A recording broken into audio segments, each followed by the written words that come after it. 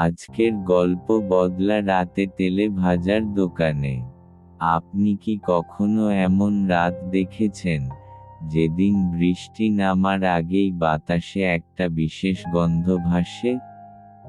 যেন কাদামাটির সঙ্গে মিশে থাকে অজানা কিছু। যেন কোনো পুরনো, ভুলে যাওয়া ভয় অন্ধকারের কোণায় দাঁড়িয়ে হাসছে। ঠিক এমনই একটা রাত ছিল সেদিন। আষাঢ়ের মাঝামাঝি। গাঁয়ের নাম বটেশ্বরপুর। খুব চেনা, সাধারণ, শান্ত একটা গ্রাম।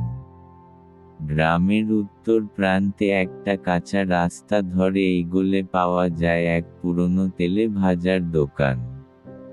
ছোট ঝুপড়ির মতো, টিনের চাল, কাঠের বেঞ্চ, আর সামনে বড় একটা কড়াই।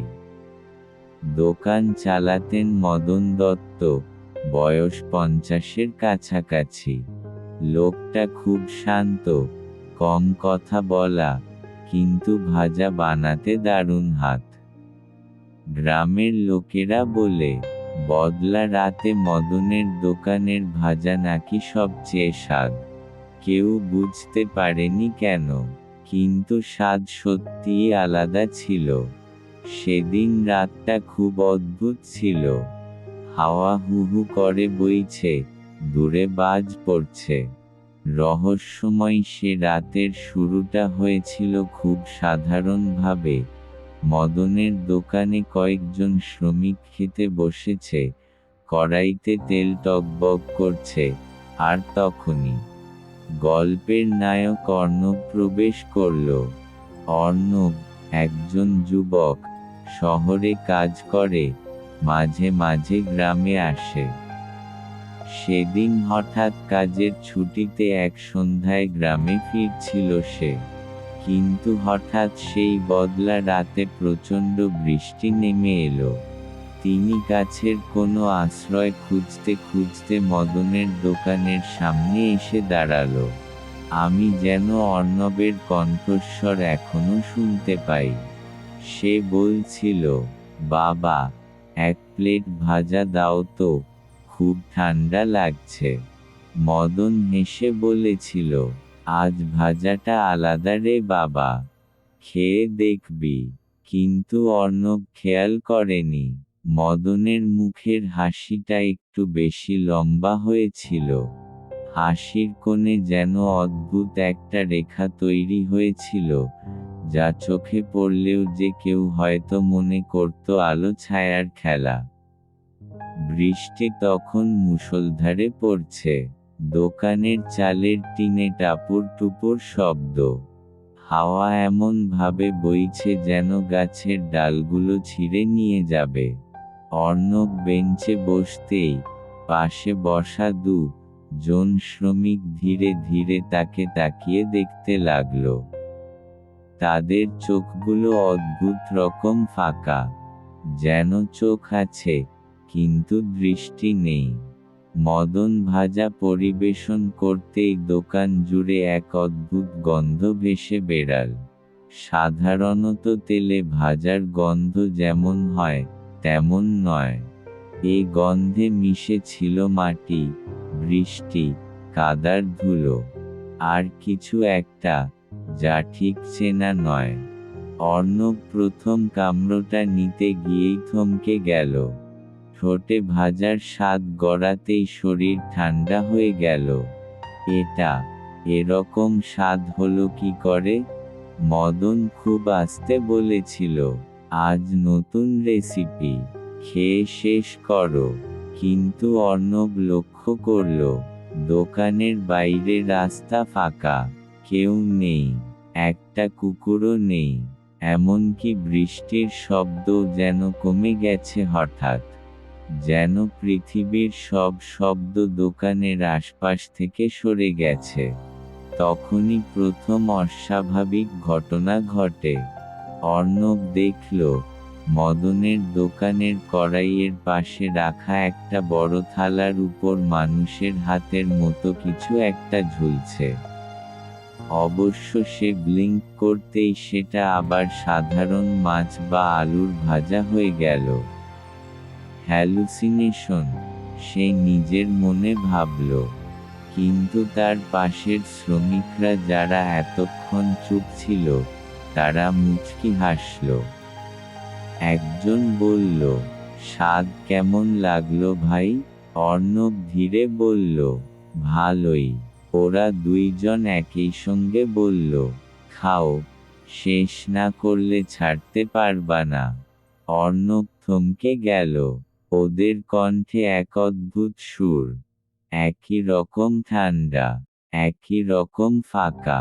এবার আমি আপনাকে গল্প নয়, সত্যি একটা ঘটনার মতো করে অন্য এক গলার টোনে বলছি।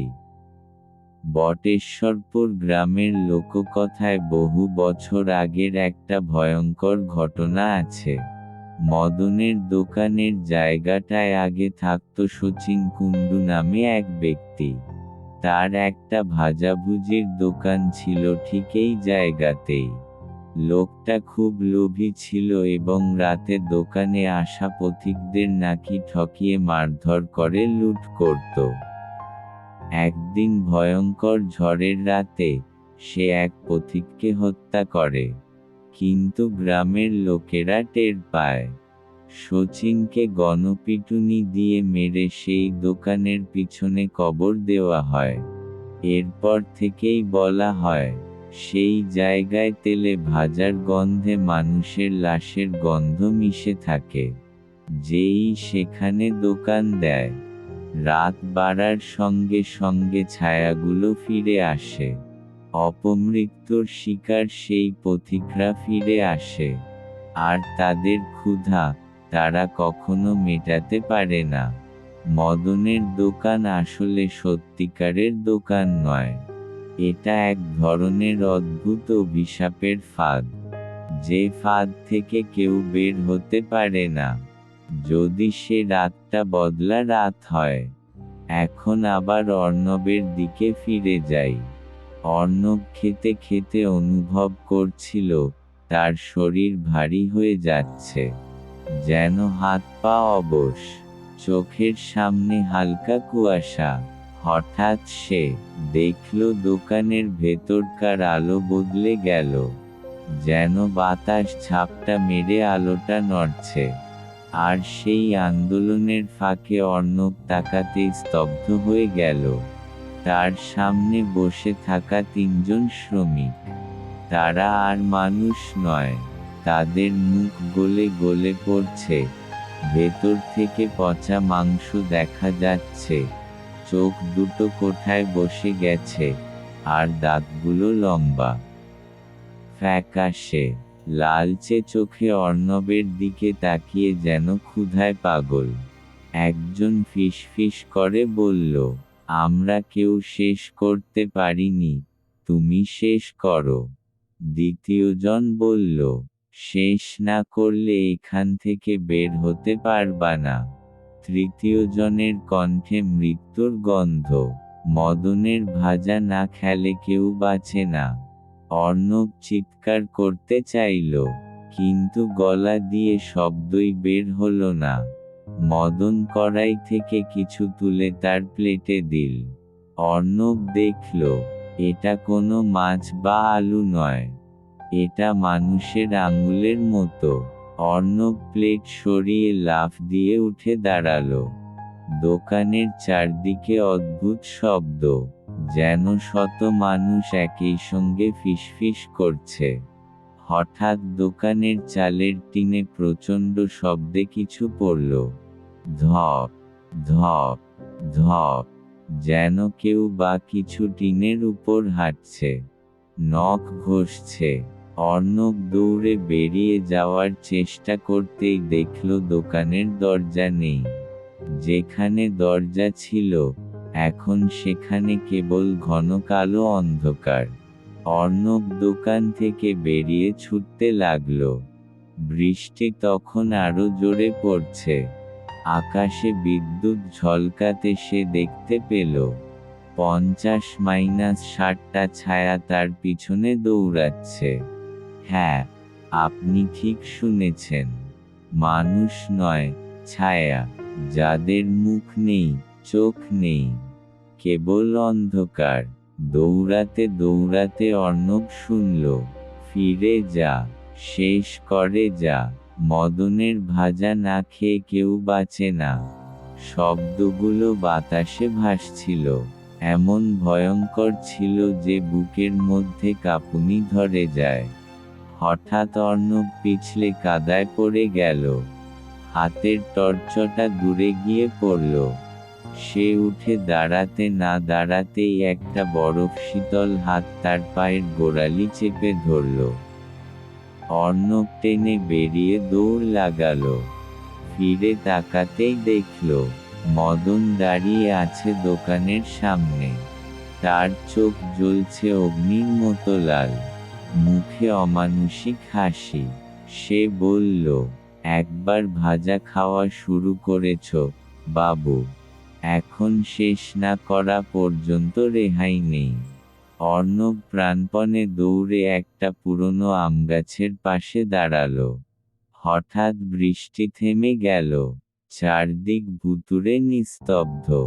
আর তখনই অর্ণবের সামনে দাঁড়িয়ে থাকা ছায়াগুলো মিলিয়ে যেতে শুরু করল। বাতাসে শোনা গেল এক নারীর চিৎকার, এক পুরুষের আর্তনাদ, শিশুর কান্না, এমন অদ্ভুত ভয়ের শব্দ যা আপনার শরীরের সব লোম খাড়া করে দেবে। অর্ণব জ্ঞান হারিয়ে পড়েছিল আমগাছের নিচে। ভোরের আলোয় গ্রামের লোকেরা তাকে দেখতে পায়। তারা তাকে বাড়িতে নিয়ে যায়। ঘুম ভাঙার পর সবাই তাকে জিজ্ঞেস করে, রাতে কোথায় ছিলি, এমন ভিজেছিস কিভাবে, চোখ এত লাল কেন? অর্ণব সবাইকে সব বলে দেয়। গ্রামের সবচেয়ে বয়স্ক লোক বীরেন কাকা বললেন, মদনের দোকান, ওটা তো 3 বছর আগেই আগুন লেগে পুড়ে গেছে বাবা। মদনও মারা গেছে সেই আগুনে। অর্ণব স্তব্ধ, না কাকা, আমি তো চোখে দেখেছি, দোকান ছিল, মদন ছিল, লোক ছিল। বীরেন কাকা মাথা নেড়ে বললেন, ওদের সবার মৃত্যু হয়েছে, বদলা রাতে ওদের ছায়ারা আবার ফিরে আসে। যে কেউ ভুল করে সেই পথ দিয়ে যায়, তারা তাকে ধরে নিয়ে যায়। অর্ণব কাঁপতে কাঁপতে বলল, আমি বেঁচে গেলাম কিভাবে? বীরেন কাকার উত্তর ছিল, সবাই বাঁচে না, কিন্তু তুই দৌড়েছিলি, অভিশপ্ত ভাজা শেষ করিসনি, তাই তোর প্রাণ বেঁচেছে।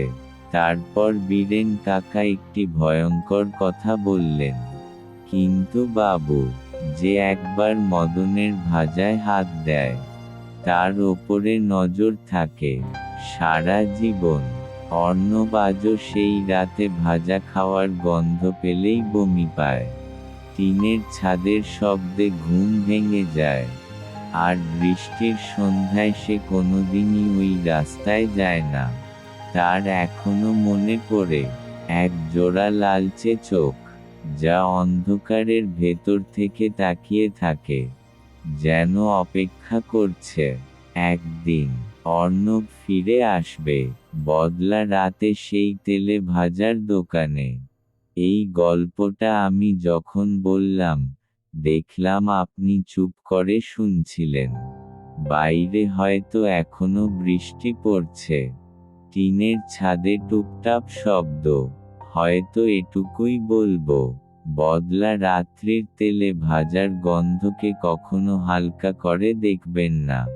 কারণ কোনো দোকান কখনো সত্যি দোকান নয়। এরা শুধু অপেক্ষা করে ক্ষুধার্ত আত্মাদের আর ভুল পথে যাওয়া পথিকদের।